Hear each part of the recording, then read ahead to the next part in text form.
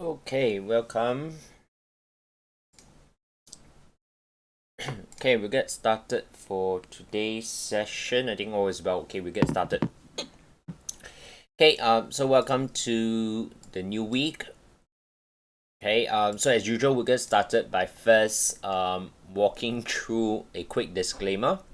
Okay, because everything that we're covering over here, especially when we talk about market outlook, analysis, and trade opportunities, just be aware that trading and investing involve risks. Okay, and all the ideas that are presented over here are mainly for educational purposes, and whenever you are executing any trades or decisions, right, just be aware that risk is involved and you have a proper strategy and trading plan moving forward. Okay, yeah?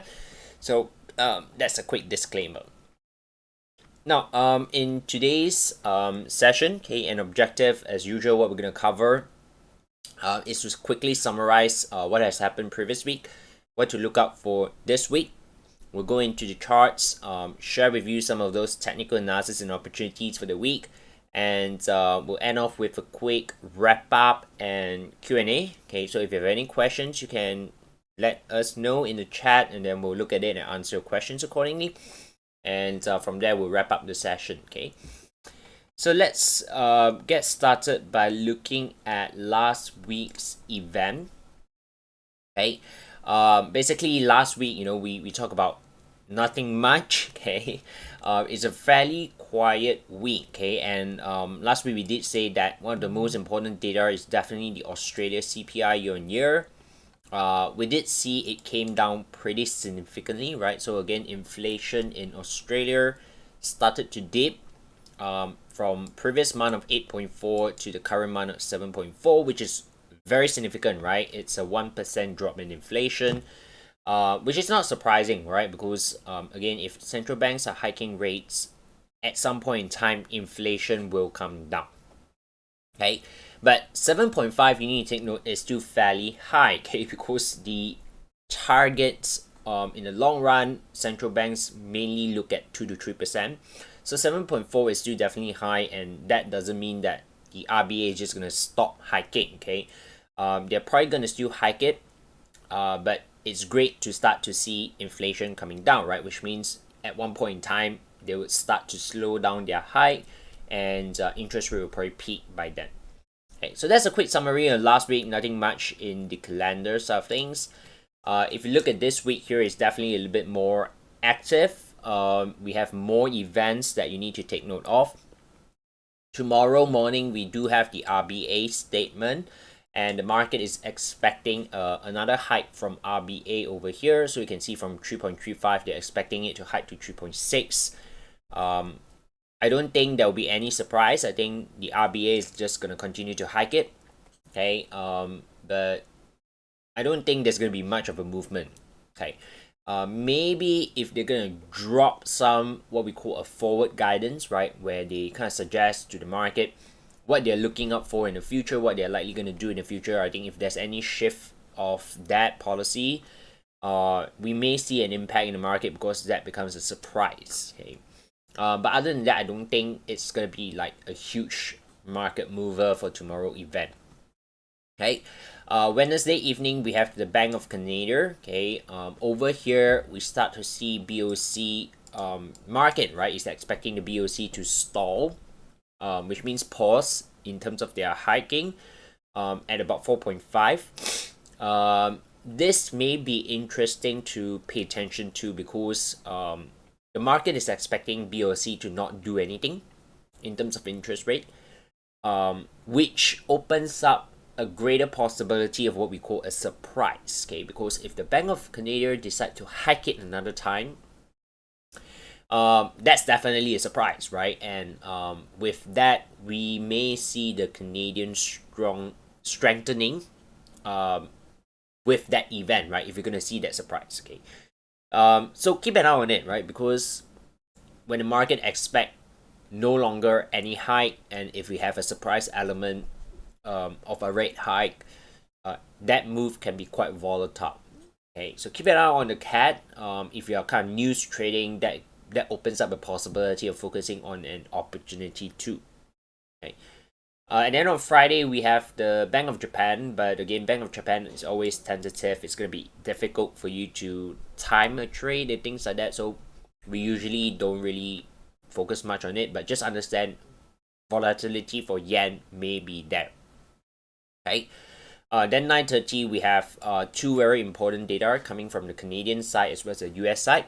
So Canadian side we have the labor market, okay, and US side we have our NFP. Okay. What's gonna be very important over here is to look out for the unemployment side, and of course NFP plays a little bit power on that as well.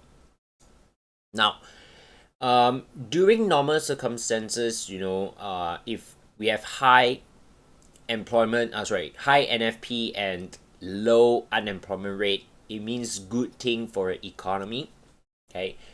But because we are now also looking at the stock market, right? If we can't get a very, very strong economy, which means that the economy is still quite resilient, this also opens up the possibility where the Feds are not likely gonna cut rate soon. Okay, or it also means that the Fed may have more room to hike rates. Okay, and that is something that is not positive for the equities market in general. So it's a little bit of a contradiction, right? Like good economy, but it doesn't do well for the stock market. Okay, and the stock market wants a recession, because when there's a recession, the Fed is going to cut rate, and it's going to be good for the stock market. Okay, so that's a little bit of a contradictory. Okay, but we need to look out for it, right? I mean, that's going to create some kind of volatility in the market. And if you look back in statistics, all the way back in November last year, December to January and February, NFP is playing a major role in the equity side of things, right? So what this means is that when the NFP data is strong, okay, which means economy is resilient, which also translate to the fact that the Federal Reserve has more room to increase rates, and that's not good for equities. So when equities drop post NFP, right? So tomorrow, like let's Friday NFP release, and if let's say equities market drop, okay, there's a good chance, based on what we observed for the past 4 months, when equities drop on NFP day, it will likely end off that month negative. Okay, so what it means is that if you look at February data, okay, if you still remember, February data comes in, NFP is great, unemployment is great, and the stock market tanked on that day. Okay, what happened is February ended off with a bear month, which means S&P ended off February in the down. Okay, so this time round, okay, and that happened for the past 4 months, right? Since November, December, January, February. So what this means is that if you kind of use this statistics and apply it into this week's NFP, okay, you might want to observe this trend as well, right? So if NFP comes out, doesn't matter good or bad, right? But if let's say post NFP on Friday, the equities market is down, based on previous 4 months statistics, there's a good chance we'll end off March in a bear month, okay, which means S&P is down throughout March. Okay, if NFP day the equities market goes up, then there's a good chance March would end up positive, right? So this is based on past 4 months observation. Okay, so that becomes a potential, got me thinking, hey, that's actually a pretty solid trading plan. Okay, something that you can also consider looking into, right? So if this Friday NFP release, and then we see that Friday equities close off in the downside, what we can then do is next Monday we just sell it, hold it all the way until end of March, and then close it.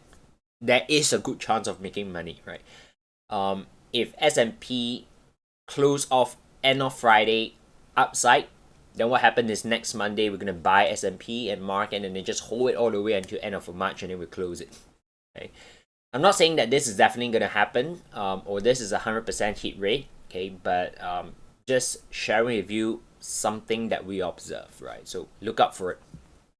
Okay, so those are the events calendar to take note of. So with that said, let's take a look at some of the charts over here. Okay, we'll start off with the dollar index. Okay, so dollar index over here,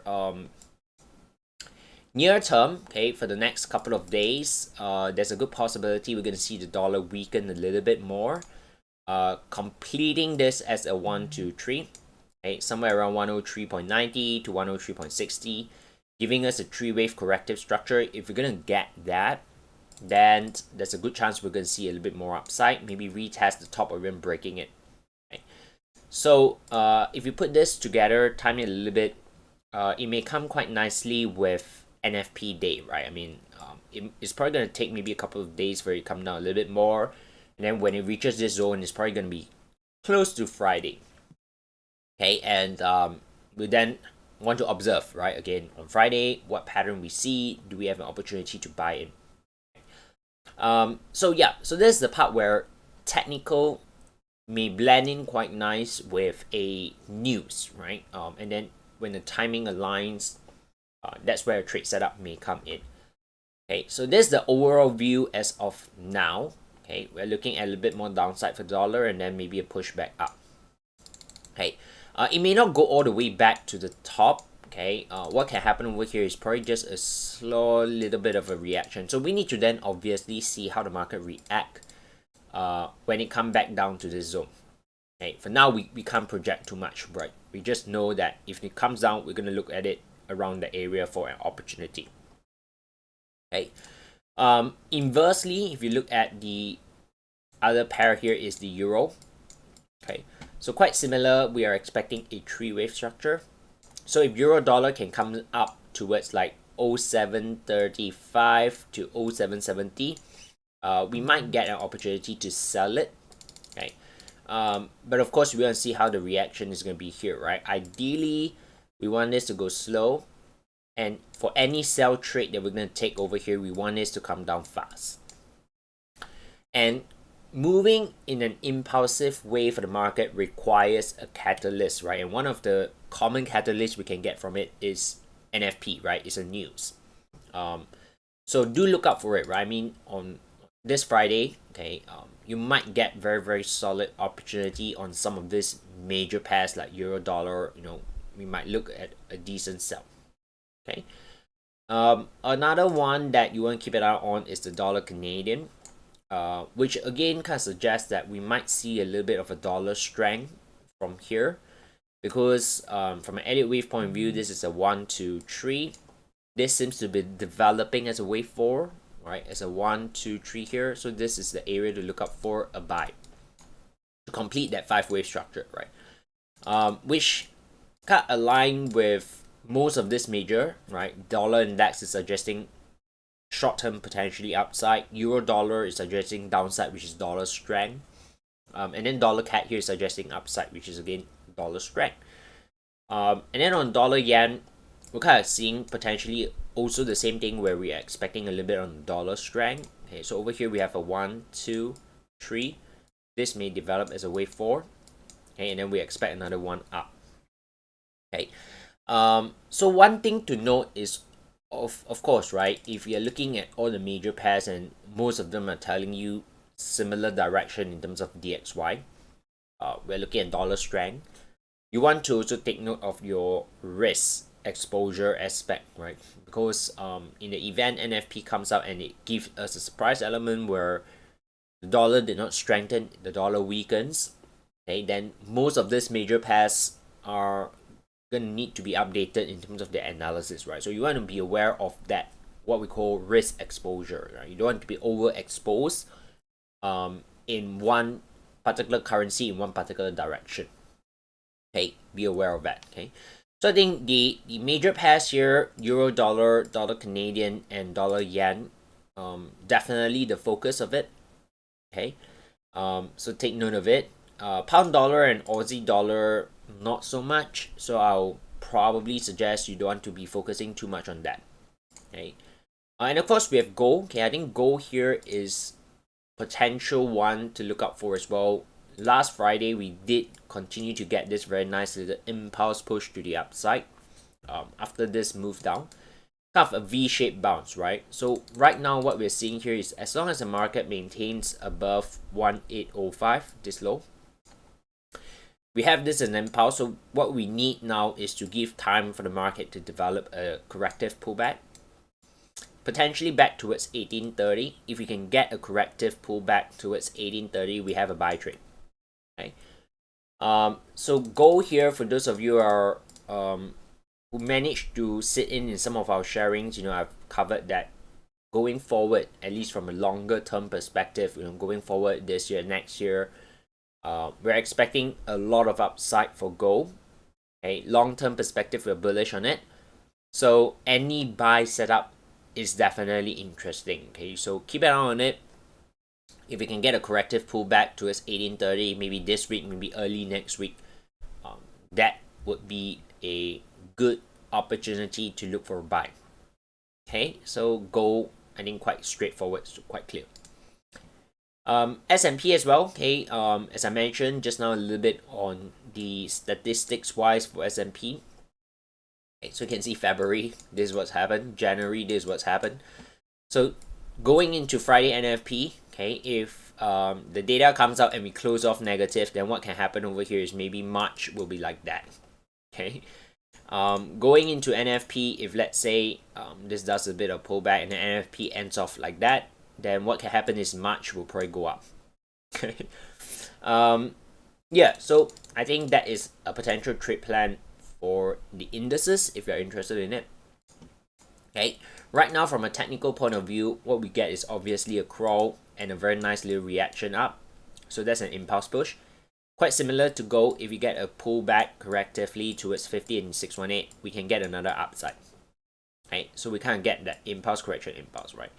And then of course, now that you have the additional perspective of that statistics on how NFP affect the equities, you can add that in, right? Combine them, see if you can find confluence, right? That would be perfect. Okay, so S&P, that's the outlook. There might be an opportunity this week, right? Simply put, because of NFP as well. Okay. Next up here, let me just very quickly scan some of this here, see if it's worth mentioning. Yeah, okay, not the best, but I'll talk about BTC and then I'll go back to Aussie yen. BTC over here, what we're observing here as of this development, there's a good chance this may come back down a little bit more. And for that reason, we're expecting a expanding flat structure here. So what is an expanding flat is, this is wave 3. So we're expecting an A, B, C. This broke the top. So we're expecting this to come down and break this low before that bounce. Okay. So the area to look out for in terms of Bitcoin and crypto in general is a little bit more on the downside.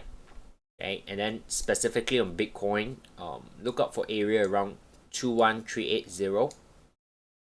That may give you a potential buy trade back up. Okay, so crypto side, maybe the opportunity may come later part of the year or the week. Okay, where this may continue to develop like that, drops, and then maybe Friday or early next week, we might get an opportunity to buy. Okay, so crypto here is also setting up quite nicely, right, as of now. So pay attention to them, right? So there are a couple of opportunities definitely worthwhile. Okay, let's go back to Aussie yen a little bit. Right now, what I'm seeing here in terms of Aussie yen, okay, it's potentially this is developing as a 3-wave move. Okay, as of now, what we're seeing here, not the best setup or trade idea. Okay, but if you're interested in a short-term play, you can look for a sell back towards this. Okay, around 90.40. Okay, and of course around that zone we can't extend this channel here. We can't get that very nice confluence too, right? So what we can expect is this will probably just continue to move within this big channel. And of course this coming down doesn't look very impulsive, so what we can expect is this short term come down, maybe go back up and then come back down. right? So don't expect a huge downside from here. It may happen, but the possibility is not very high. So if you want to capitalize on this sell trade, there is that chance, right? But it's more or less a very short-term trade. Okay, so that's the play on Aussie yen if you're interested in it. Okay, other than that, if you are looking into dollar franc, we may have something. But I think dollar franc here, you may want to just be patient, and you probably need to give it time, right? Because what we are expecting here is this would maybe do something like that. Okay, a bigger three-way structure, then only we buy, right? So this one here is not a setup this week. Okay, it's definitely not a trade that we're looking at this week. So I'll leave it out first. Okay, good. So let's go back, sum up a little bit before we do a wrap up, and then see if you guys have any question. Over here, okay, we have euro dollar, dollar CAD, and dollar yen. Definitely you want to focus on them for potential dollar strength going into NFP. Gold, okay, very clear structure. As long as we can get a three-wave corrective pullback, I think that's a very solid buy trade. S&P, just now I briefly talk about some statistics in relation to NFP. You definitely want to keep an eye on that. Very clear structure as well. We get a very strong impulse. So if you can get a corrective move, definitely a buy setup. Okay, Bitcoin here, it may set up for a buy trade maybe end of the week to early next week. So have it in your watch list. Keep track of how the pattern is going to develop. But don't jump in too aggressively, right? You just want to be patient. Let it play out. Give you some confirmation, then you jump in. Okay. Aussie yen is for more of a short-term trader. Okay, if you're interested to capitalize on this downside, there is that possibility for you to catch. Good. Good. So let's see some of the questions that you guys may have. Okay. I see one of you are asking about Euro Canadian, EURCAD, right? So let's talk a little bit about EURCAD. Is this a head and shoulder? I wouldn't put this as a very good head and shoulder pattern. Okay. You may still classify it as a head and shoulder, but to me, it's not the best, simply because the shoulder and the head, you can see, right? I mean, it's quite close. Okay. I wouldn't want to look at it as a head and shoulder, right? But from a very technical term, you can still see this as a potential head and shoulder, but I won't do it like that. For me, EURCAD, I think what may be developing here is a little bit more complex. Let me see. Okay. What can happen over here? This may be wave 3, this may be wave 5, and what can happen is this can be your A, maybe this will break it, B and C, to develop an expanding flat, potentially like that as well. What can also happen is, of course, if this just starts to come back down like that, then this is a typical 1, 2, 3 ABC, okay, for more upside. So there are definitely a couple of possibilities of how this can turn out. So I wouldn't, number one is definitely I wouldn't look at this as a head and shoulder. Okay, I just don't like how it's forming. Okay, that's just a personal thing, right? Yeah, so it's not clean on the 4-hour as well, right? I mean, like, look at this triple top. It's not like a very clean little V shape. Then that will be a very obvious head. So for all those reasons, I just don't like it as a head and shoulder for me. Okay, so I wouldn't put it as a head and shoulder. Okay, another question over here from Emuno asking about dollar franc. Yeah. Okay. I saw a 5-wave count. I think you're looking at like lower time frame. Is it? Like, I'm not sure if you're referring to something like down here 5-wave or. Okay. Now I don't think. Okay. Maybe if you bought it somewhere around this zone. Okay. One thing to note is, I wouldn't suggest to even consider any buy trade around this zone. Okay, for two reasons. Okay, one is of course you can clearly see there will be a divergence developing. Okay, that's one.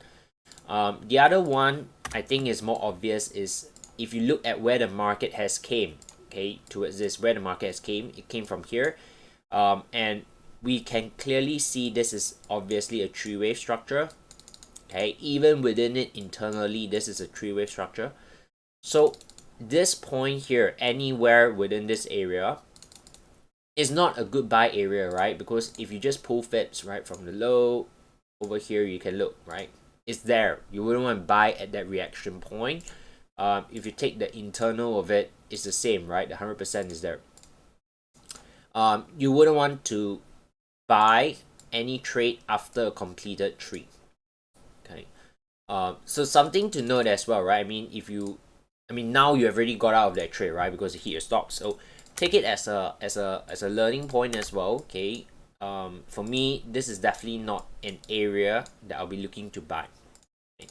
In fact, you can see where I put my fibs, right? For me to buy, I want to wait for something like that. Okay. Why is because after a big three-wave structure, we always expect an equal kind of like magnitude in comparison for that pull up to wait for the pullback, right? So you just need to be patient, okay? In fact, if you're more of a short term, I would suggest see if you can get a corrective structure here. You can even consider take a sell, okay? Yeah, that's even the short term possibility is sell, right? So we're not looking at the buy. Now, haven't buy yet, okay? Okay, so you're seeing an expanding flat fourth wave. Oh, okay, I think you're looking at it from a perspective of this, right? I mean, I think I get it. You're looking at something like that. Okay, where you're looking at this as the top and then 1, 2, 3, right? Okay, one thing to note,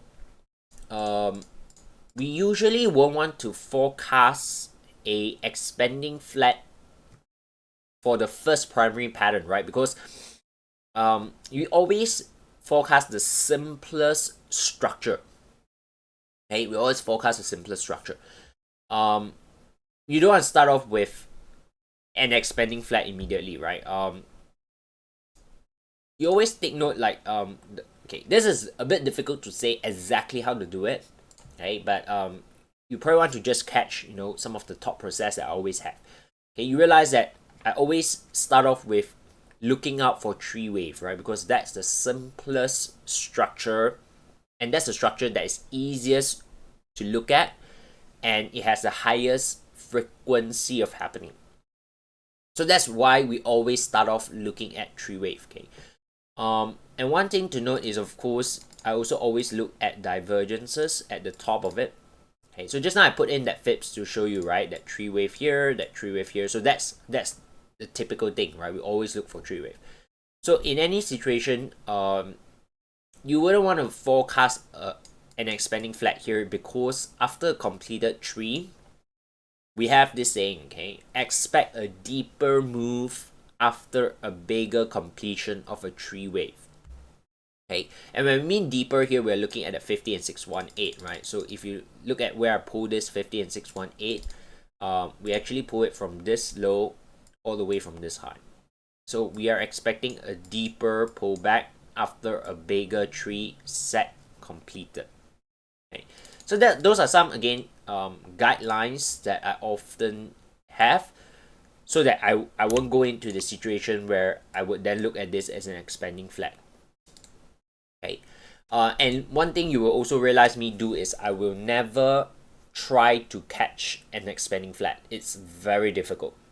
Okay, you might successfully catch it sometime, but the possibility, the chance of you catching the very bottom of an expanding flat is tough. Case in point, right? Let's come back to Bitcoin, because just now I mentioned that we are looking at a potential expanding flat. Okay, so why I transited this to an expanding flat? Because initially, before that, if you realize last week we talked about Bitcoin, we're looking at this is wave 4. This is the push, this is the correction, and we're expecting upside from here. But we didn't really get it, right? And what happened last week was the market actually came down, and we're seeing this right now. So this internal structure suggests a little bit more downside. And if this were to come down, it will probably retest this low, right? Or I would say this area. So if this is going to be wave 4, it doesn't make sense, right? I mean, unless this is the end of wave 5, and then this is whatever is, you know, an ABC or whatever before push. Possible, okay? But I don't feel that this can be your wave 3 and 5 because it's too small, right? You take a look at this 1 and 2, this is 3, this is 4, this is 5. It's a little bit too small as of now, right? I mean, it can possibly play out like that. But to me, because of all this reason, I'm looking at it from a perspective that, oh, okay, then this may come down. If it's going to break this low, the only pattern that can explain this kind of structure is an expanding flag. Okay, and only because of that, I put in an expanding flag expectation. Okay? So it's kind of like the last resort. Okay, you don't immediately expect an expanding flag right off from your analysis. Hope that helps. Okay, kind of give you some guidance as well in terms of the framework of how you approach when you look at the chart. Okay. Okay, good. So I see okay, so the follow-up question here is, would it still consider a 5-wave count after a deeper pullback? Now, dollar franc, you wouldn't want to put a 5-wave count here, right? I don't think this is wave 3. Okay, why?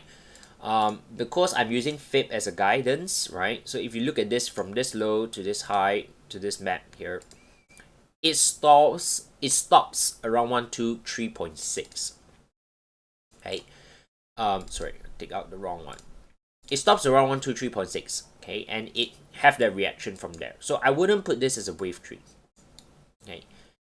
For me to conclude that 1, 2, and this is 3, okay, this move up needs to test that 1618. Okay, it needs to test this minimum. So if the move did not stall here, it just keeps going, and it only stops here and reverse at 1618, then yes, this is a wave 3. We expect a wave 4, and then we expect a wave 5. But it stops at 123.6 or even the 100 area. I would put this as a 3-wave move. Okay, so I will put it as a 3-wave move, WXY. Okay, so that's some details to help you as well. Okay. Cool. Okay.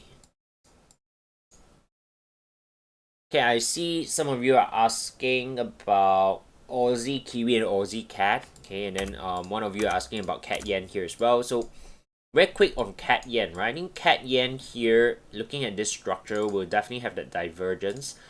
I'll probably need to update this a bit, right? I think what can potentially play out over here. Okay, let me remove this a bit. I think this is potentially developing into something like that to end off wave 5 of 3. Okay, so this one here, definitely we're looking at some sort of an extended wave 3, right? So this is quite clear a 5-wave structure. The reason is because, again, this extension here from the low to this peak is more than 1618. Okay, so we're going to look at it from a 5-wave count perspective. Okay, so this one here probably is going to go up a little bit more, make a pullback here, and then another move out. Okay, so that ends off that 5, or a bigger 3, and then you have a bigger 4, and then end off with a bigger 5. Okay, so that's my view on CAD Yen. Okay, Aussie New Zealand. Okay, Aussie New Zealand for now, the clearest structure of all is gonna take a FIB here, and then we can expect something like that. This is definitely a V, so short term wise, if this pulls back a bit, we can expect one more push up, and that will give you a bigger 3-wave for the downside to complete a bigger 1, 2, 3. Okay, so that's how it can play out for Aussie New Zealand. I think quite clear structure. Short term wise, for this week, if you get a corrective move, look for short term upside. Then next week, see how the market react here. Maybe you get to sell. Okay. That's for Aussie New Zealand. Aussie Canadian. This was the analysis done before. I think Aussie New Zealand, we're basically looking at a little bit more of a downside. Okay. This may come back up a little bit more and then drop. Okay. So overall, we're still looking at it as a 1, 2, 3. Okay, so you can see the FIB guidance is somewhere around here, right? 9060. Okay, and this here definitely looking very corrective. So one more drop. Okay, if I were to do a little bit of FIB projection for AUDCAD here, this would come up around the zone. Okay, 9250. Okay, so you can look out for that as well.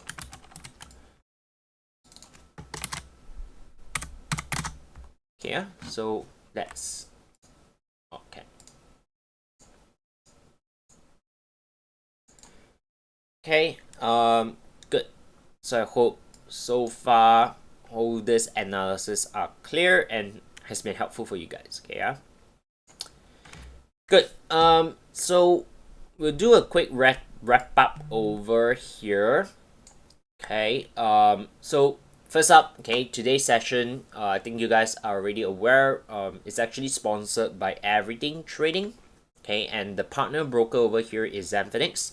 So if you're fairly new to Zenfinix and you would like to find out a little bit more about this broker, okay, do check out the WhatsApp link, right? So if you're on Zoom here, the team has already dropped the WhatsApp link in the chat box. If you're watching it on YouTube, you can find the WhatsApp link to the Zenfinix team under the description box, right? So anything that you'd like to inquire more about Everything Trading or even Zenfinix as a broker, click the WhatsApp link, reach out to the team. They'll be more than happy to support you, right? So right now, Zenfinix is having what we call a deposit bonus. So all you have to do is register your account, verify your broker account, make a deposit. If you put in $100, you're gonna get 88 credit. If you put in the $200, you're gonna get $96 credit, and if you put in $500 deposit, you're gonna get $140 credit bonus. Okay. Now on top of this, we do have a Telegram channel with Everything Trading and Zenfinix as well. This is free and it's open for everyone. If you're not in yet, what you can do is you can scan the QR code right now on the screen. Whoops. Okay. It'll bring you over to Telegram. That particular channel, you just need to click join and then you'll be in. Okay. What we do inside the Telegram channel is every day I'll post one chart. I think today I haven't posted up. Maybe later I'll do it. Okay. And of course, from time to time when we have some events, okay, offline or online, when we have events, we'll post it in the Telegram group as well, so that you'll be notified, right? And of course, if you can attend, that would be great, right? Then you just need to register an RSVP for a particular event and then you'll be in. Okay, so it's kind of like a communication channel, and on a day-to-day basis, it's also a channel to update you on some of the charts in the market. Okay, so you can scan this QR code, it will lead you over there. Now, other than that, we have an upcoming workshop, okay, in Penang. Okay, so I'm just gonna type it out over here. It's gonna happen on the 18th of March 2023. That would be a Saturday. Okay. This workshop here, okay, is what we call a Elliott Wave masterclass, right? So it's a full day workshop on 18th of March from 10 a.m. all the way to 6 p.m. Of course, in between, we're going to have lunch break and sort of. Okay. This is going to be happening at Penang, okay, which is in Malaysia, right? Because some of you are watching it from other country. Okay. So if you're based in Penang and you would like to attend this masterclass, this full day workshop happening on the 18th of March, okay, so it's 2 weeks from now. Same thing here, reach out to the Everything Trading team, or just click the WhatsApp, right? That's the link. Okay, any questions, inquiry, RSVP registration is reach out to the team, right? They'll be more than happy to support you. Good. Okay. So if you're interested in this masterclass, WhatsApp them, find out how you can actually attend. Okay, how you can register yourself for it. It's happening in Penang, right? So if you're in KL and you'd like to travel over, by all means, right, reach out to them as well. Okay, so that's all from me for today. Okay, hope today's session kind of helped you guys a little bit as well. Yeah, that's all from me. Okay, so good. All the best. You're trading. Those of you who are joining in for the Penang workshop, I think some of you are already registered. If you're joining in, then I'll see you guys in 2 weeks' time as well. Okay. Good. That's all from me for today. All the best, and we'll see you guys then. Hey, bye bye.